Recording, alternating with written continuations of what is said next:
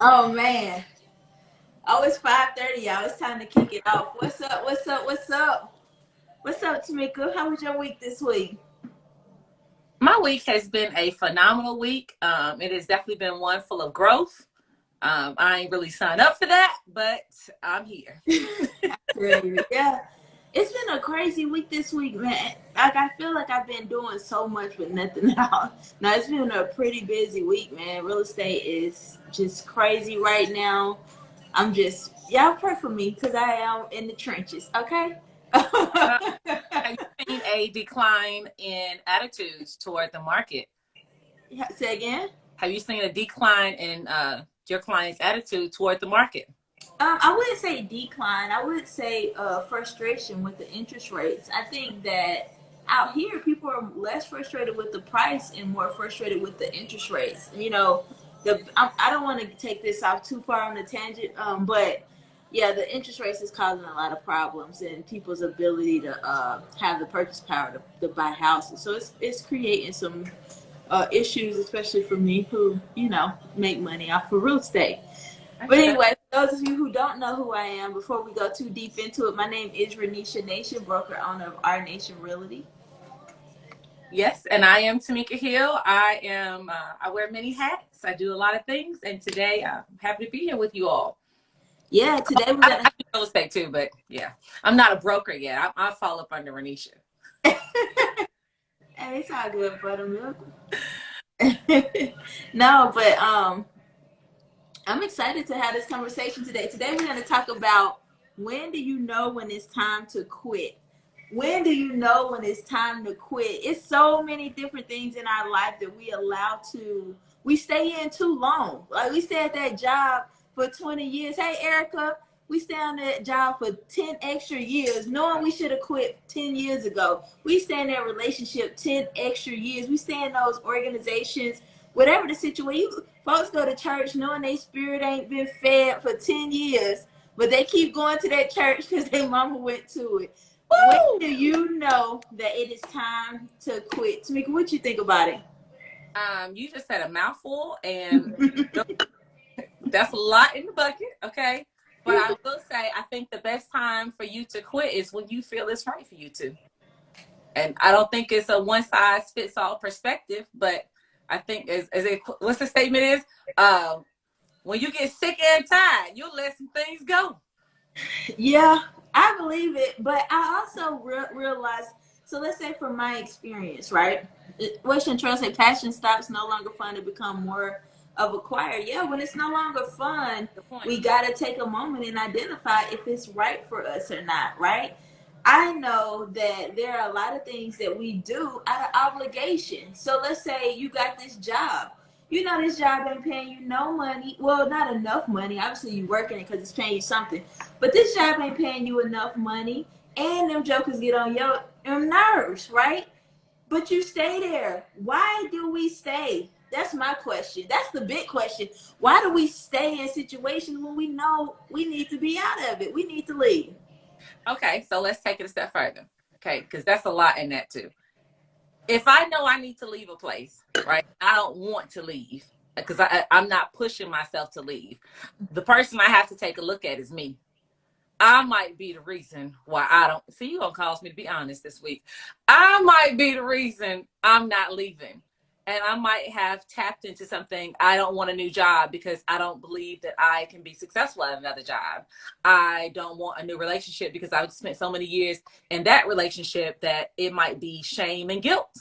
I don't want to admit that I want to do something else because I don't have the roadmap to actually to get those things, and that's hard because to be successful by anyone's standards, it takes a lot, Yeah. and a lot of times we're not committed. Trail is saying it best: fear of failing. You Yeah. know, it's scared to walk out on faith. And by no means am I telling you to quit something that's working for you, right? But if something is not working for you, and that means it's working against you, so it's no longer positive, it's a negative, you might need to take some inventory that something in the milk is just not quite white.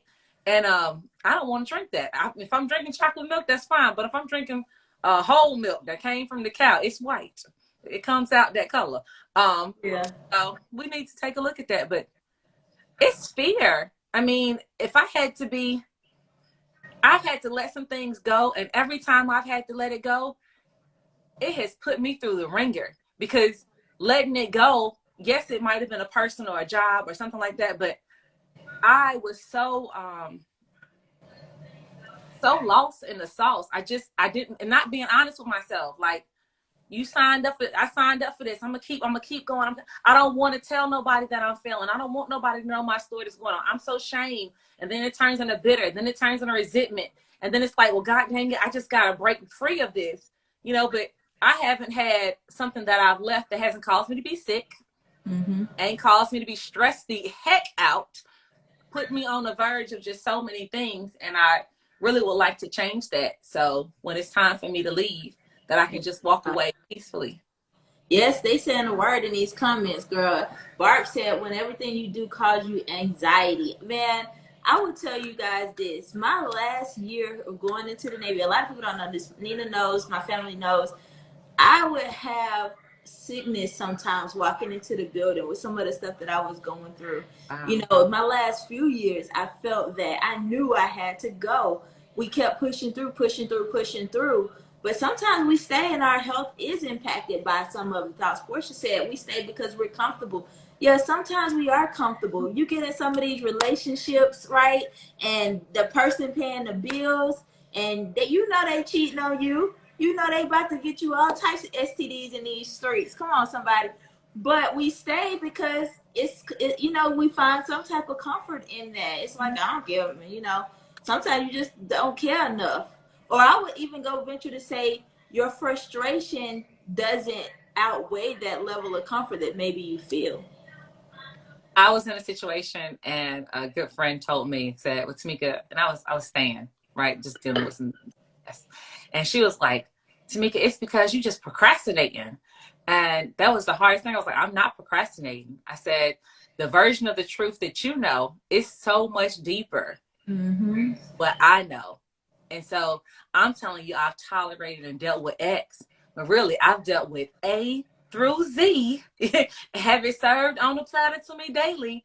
And that was really, really tough, because at some degree, when you was walking into the building, you was putting a smile on your face. Let me keep going. You had sailors under you, right? Working to keep the morale up. You trying to be strong for everybody else, and you falling apart. Yeah. Quan said you stay for job security. I know that's the truth in the military, man.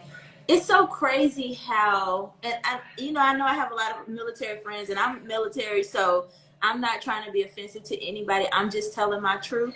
So I hope that if it don't apply, don't use it, okay?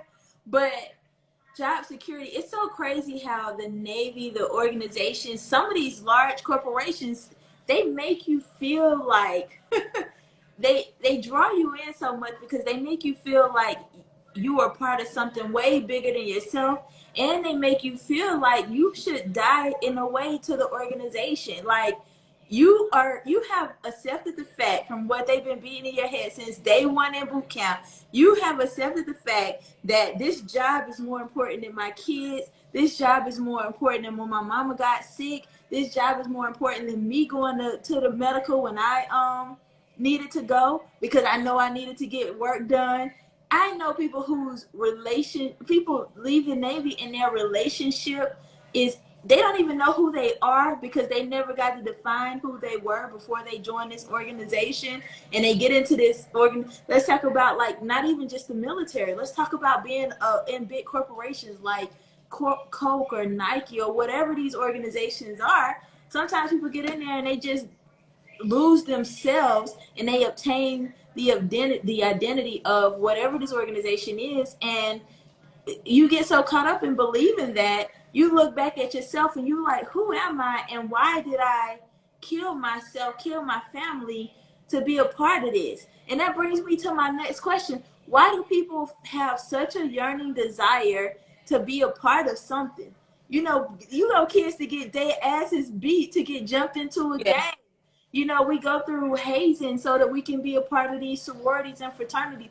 What is it about ourselves that have such a deep need to be a part of something? I think it could be we're feeling a void from our childhood. You know, I mean, I wasn't picked on the team, or I wanted to do this and I couldn't, or I had aspirations to be this type of person to take this job. And one of the things is, I know for me, I didn't know a lot of people who worked in big corporations. I had really high level jobs. So I did not witness how you operate at that level at all times. And so you get, for me, I joined the military too. And it was like, okay, we're here. We folded up the flag. I cried over it. You know, this is it. And that was really hard. But I recognized that I was trying to fill a void. And I took so much, I'm learning about the military. I'm learning about my job, and I'm putting forward that I didn't learn who I was. And I didn't learn what I needed. You know, here I am. I'm sorry. It's Tameka. Oh, you fine.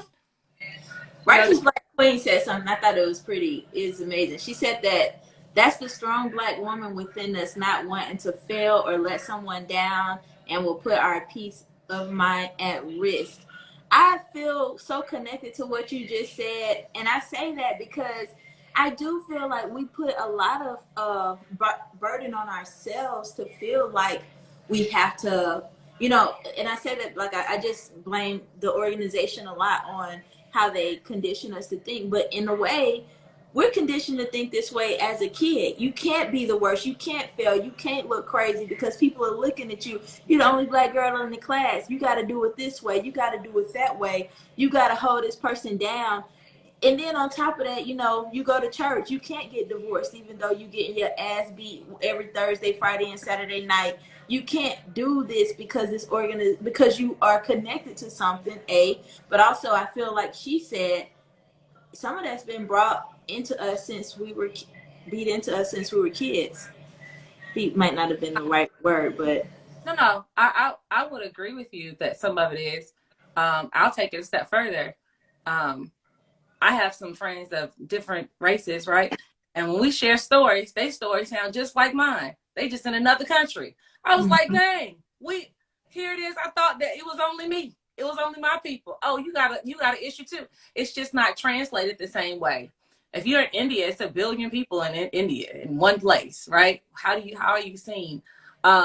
If you are a certain skin color in certain other places, right? If you grew up in a really dark if you grew up in a household where everyone was dark skinned, right, and you just happen to have lighter skin, right? It's so many things. Or you're the only intelligent person in the room, right? And then I'll give one. I had got an offer for a job, and it was so transparent because I was like, oh my gosh, it's such a good offer. And I had a negative connotation toward the job. And my first reaction was, oh my gosh, this job, I don't know anybody in this job that either looks like me or talks like me or all those things. But when I sat down and I broke it down, that's the surface level. In reality, I didn't believe in myself that I could even do the job. And so then they must have made a mistake by offering it to me. So now I'm going to speak negative about it instead of say, hey, I have this opportunity because I don't know anybody that looks like me. Like we say, oh, I want to enter the room. I want to be the person in the room. You get the opportunity to be in a room, and then you say, no, I don't want to go in that room because I'm alone. Right? In actuality, I'm not alone. yeah, she said. So let me ask this question. You know, I understand being the only person in the room. Trust me, I did that for a lot of years where I was either the only woman or the only person of color or both. In most cases, it was both sitting in a room. And, you know, I'm not even going to go down that road.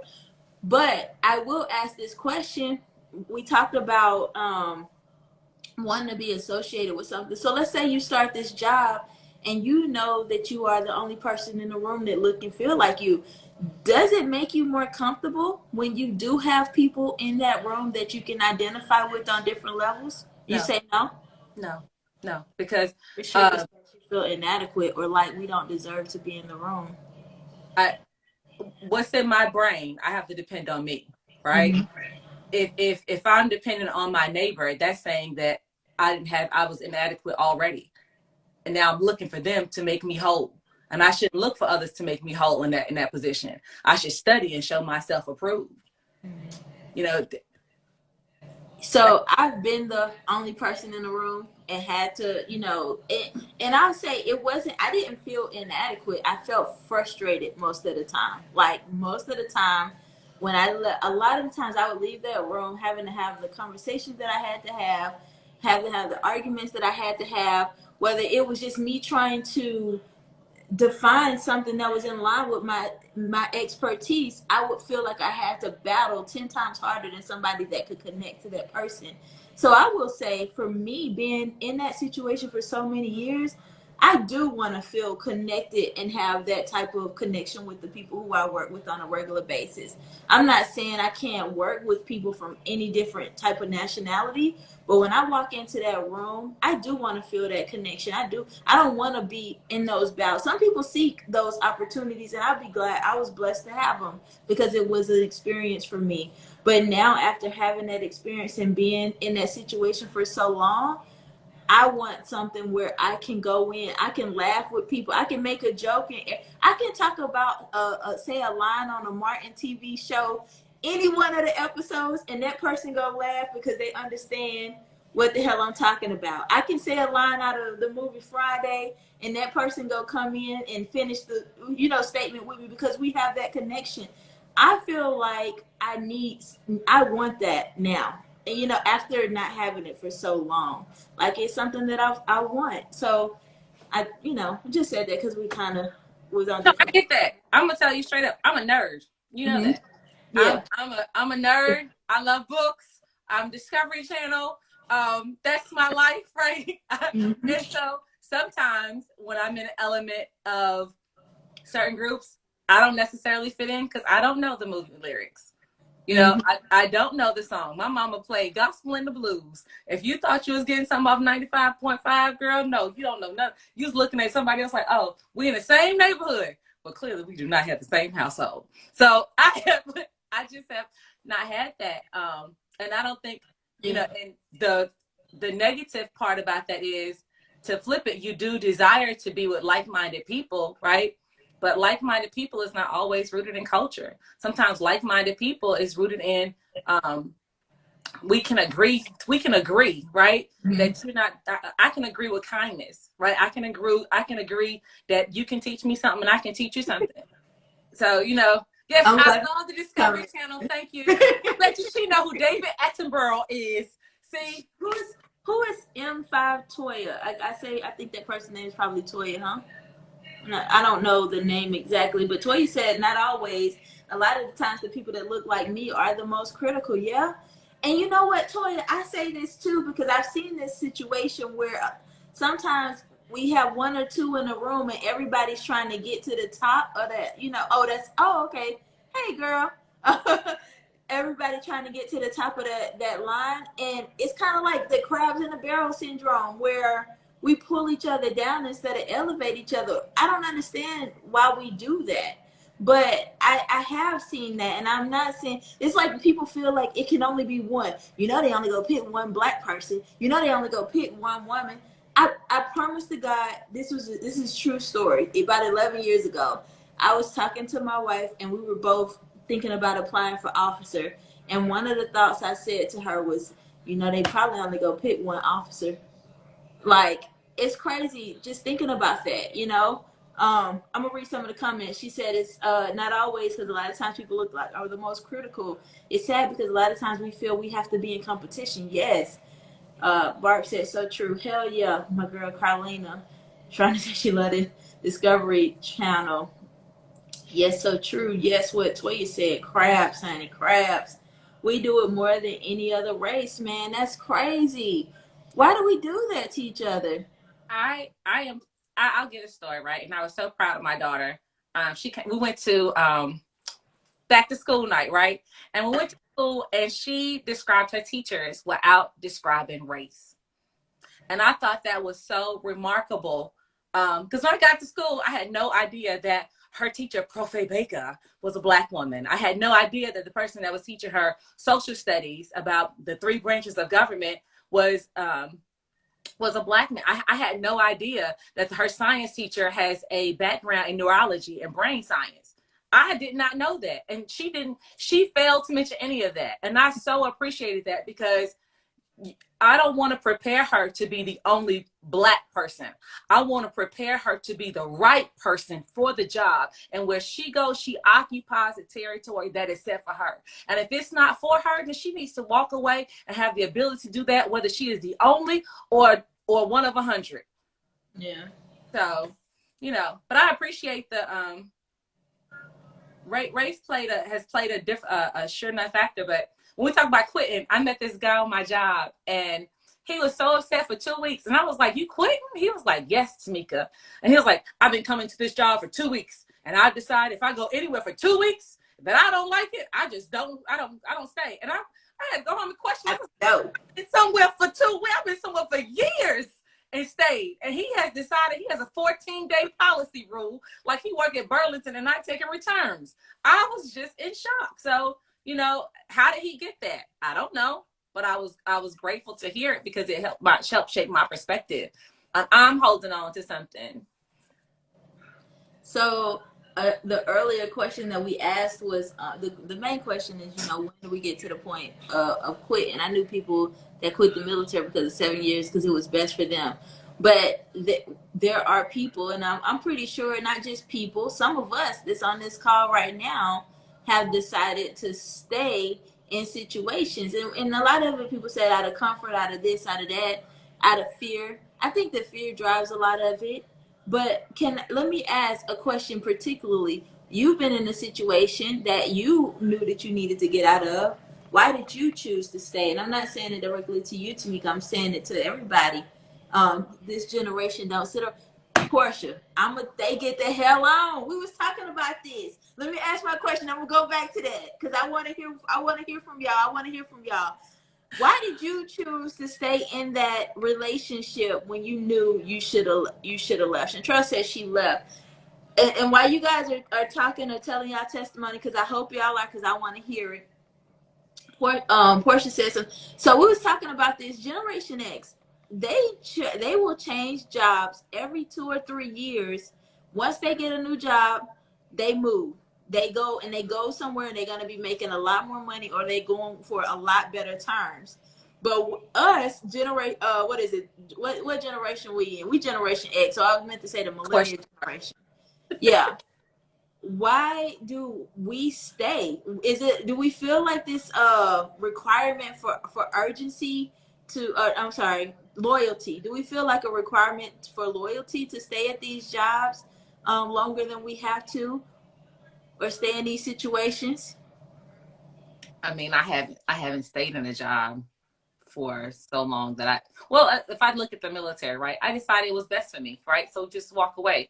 When I changed jobs, I changed careers midstream after COVID, and I was like, I want to do something different. I positioned myself. I had to stay on my job to get myself together, so I can handle the change.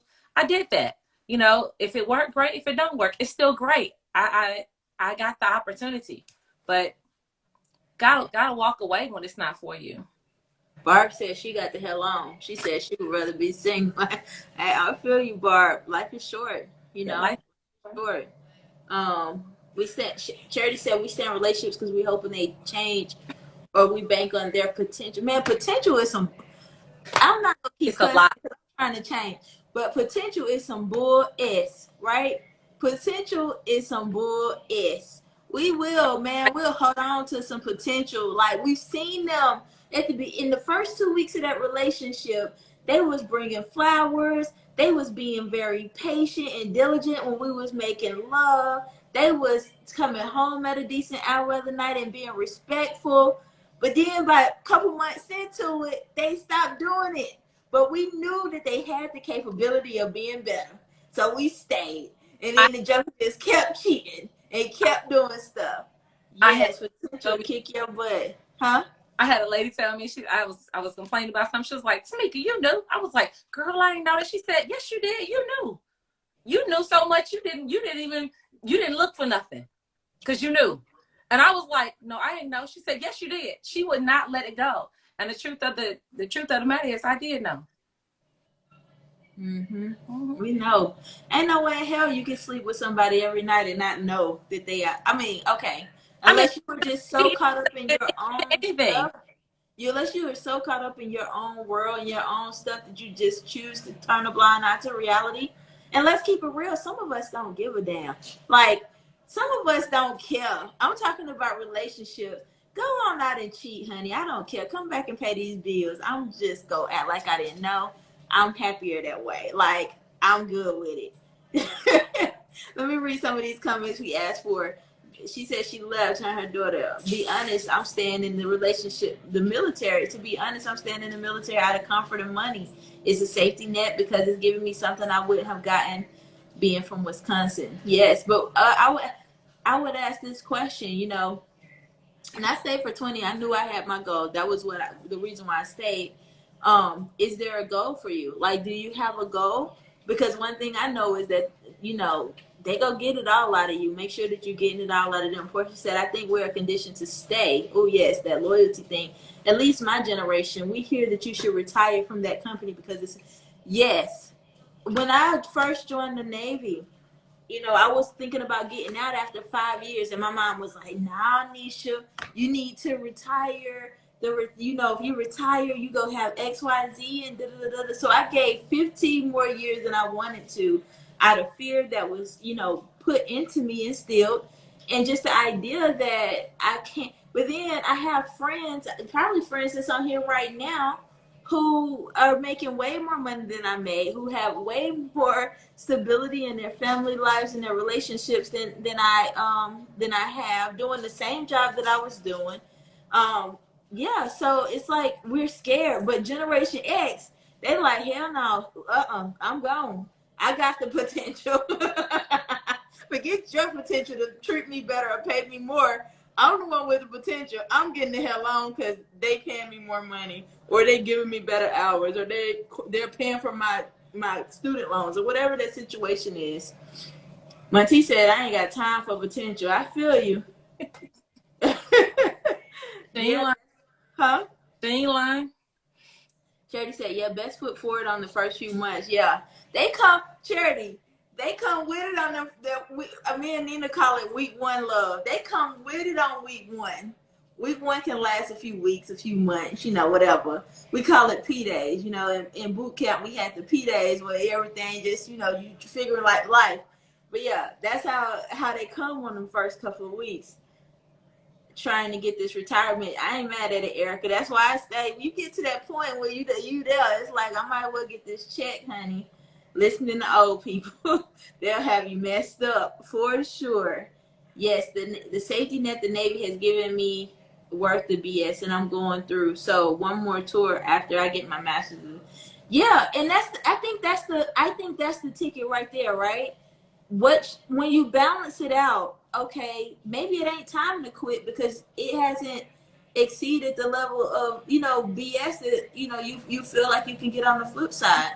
Maybe it's better to stay there once when you balance it out. It don't always, just because something don't make you happy don't mean it's time to go, because if you ain't got no job, you ain't got no money, then hey, you might have to bite the bullet and grind for a little bit longer. Correct. Yeah. Yeah, so that was good. Why do you feel loyalty keeps you in it? When do you realize, okay, yeah, quitting. But no, I just wanted to make sure I didn't miss nothing on my notes about quitting, honey. Yeah, I think it's a lot of times personal, right? I watched my mom. My mom got up, she walked in the dark to work to provide for us, and I'm so grateful to that. But like, you had to have a job. You got to have a job. You got to have a job. And as much as I'm grateful to have a job, what happened to you can be anything? What happened to your dream? What could you have been? What did you want to be? It's a level of balance with that too. Yeah, for sure. I mean, yeah. I'm gonna take 3 sips. I'm gonna take my 3 sips. But yeah, today was a good day, man. Talking about when do you know that it's time to quit. I would say that, so to round up my answer, I believe that it's time to quit when your personal benefits don't outweigh the cost, what it's costing you. If it's costing you stress, if it's costing your health, if it's costing your family, and that's what's important to you, you got to be confident in yourself to let it go.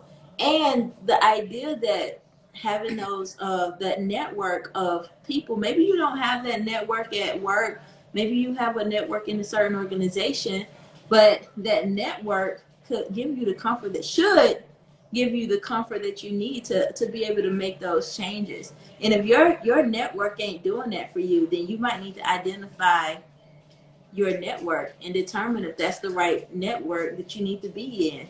If you can't go to your people on your worst, if you feel like you got to stay in this relationship and hide these black eyes on your worst, maybe not only do you need to leave that situation, but you might not also need to reconsider your network. Because I know that without having the team of people around me that I have, I would not be nowhere near where I am today. And I might not have had the confidence to get out. If I didn't have, my sister, my family, my friends that I have, I might have stayed in situations a lot longer. But I definitely think that the people that you have around you, um, we lift each other up or we don't. And if yours ain't lifting you up, you might need to leave. That's my thoughts on that. My thoughts is whatever, and I'm gonna speak personally. Everything that I've been through in my life, it's been for a reason. It was not, and it's made me stronger. I have lessons. I have a greater understanding, and as long as I got breath in my body and I wake up the next day, I can continue to move on and do what I need to do. And every single one of these lessons that we talk about, if you find yourself in them and you want to make a change, my papa says, a change ain't a change till you change, right? So you have the ability to make the change, and really the ball is in your court. It's not in no one else's. You are the captain of your soul. You are the master of your fate. So Yeah. take ownership for your life. Be accountable for it. Got to. Yeah.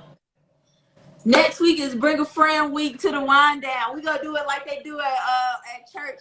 Bring a friend week next week. Whoever bring the most amount of friends, you will get something from myself and Tameka. So next week is Bring a Friend Week. Make sure that you are here same time at 5:30 p.m.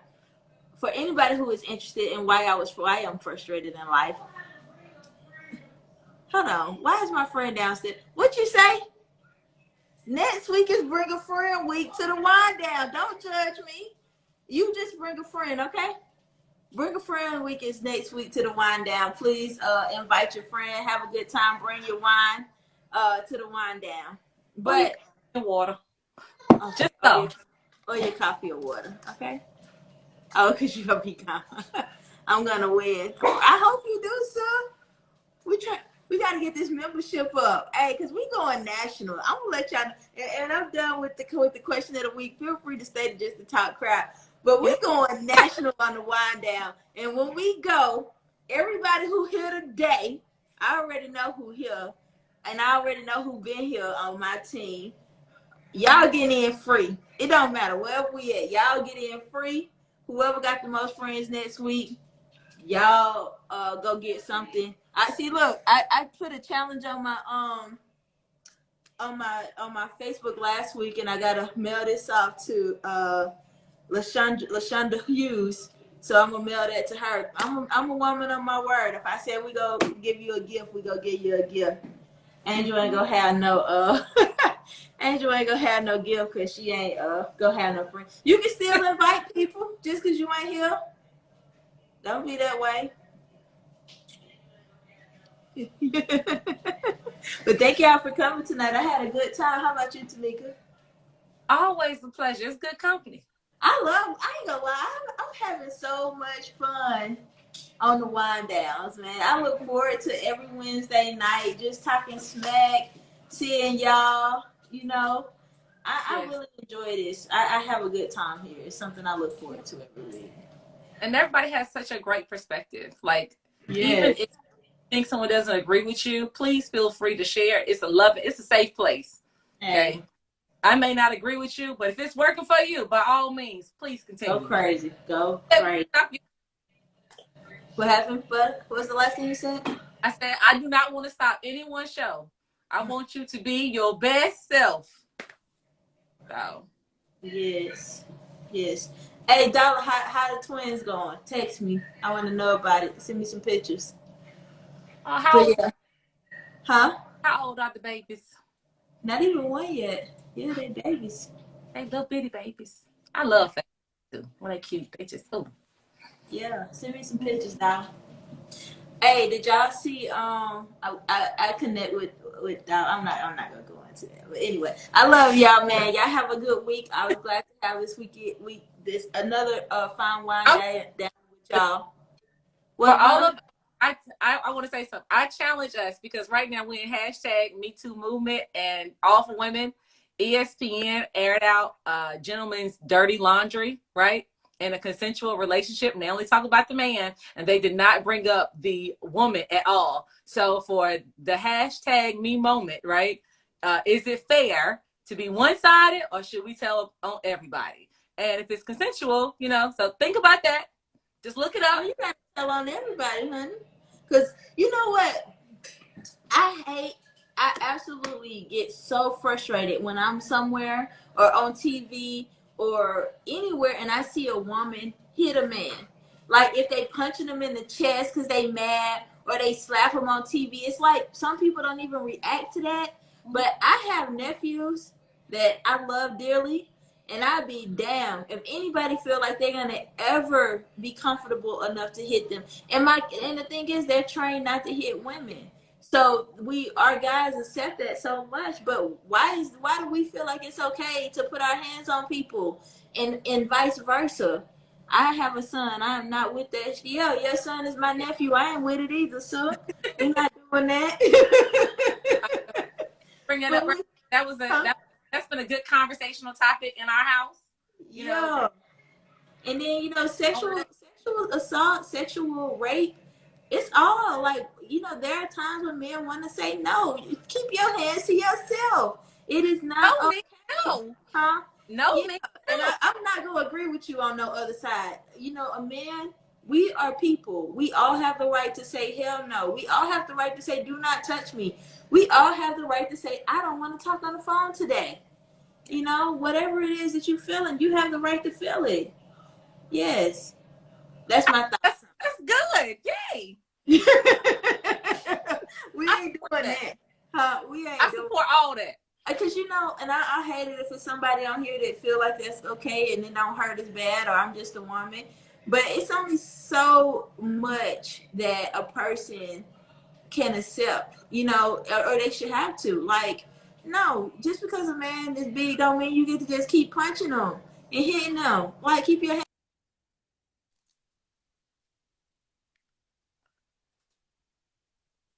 You What's your muted. text, mama? Tell her I'm on the wind down. Oh. I just had to make that little public service announcement, and I'm so glad that you are on board. Hey, I love y'all, man. I'll see y'all next week. Don't forget, next week is Bring a Friend Week. Whoever got the most friends, we gonna put the number in the chat, and you gonna get a gift. Don't lie about your numbers, because I already know who been here. So if the numbers ain't pushing 50 next week, we've been at about 30 strong. If the numbers ain't pushing 50, don't be telling about you brought 5 friends. Hey, Rachel. Rachel came in at the end of the wind down, but I'm glad to have you. Rachel been taking care of them cheer. Girl, just send her the voicemail. She don't want that. So don't do my mama like that, so. And I do my mama like that. Look, Tameka mama gonna get this recording like, we don't do parents that way. I know we don't do parents that way. Don't get in trouble. Huh? Don't get in trouble. All right. Well, I'll talk to you later. Talk to y'all later. Y'all have a good week. Have a safe week. And as always, peace. Have faith, take action.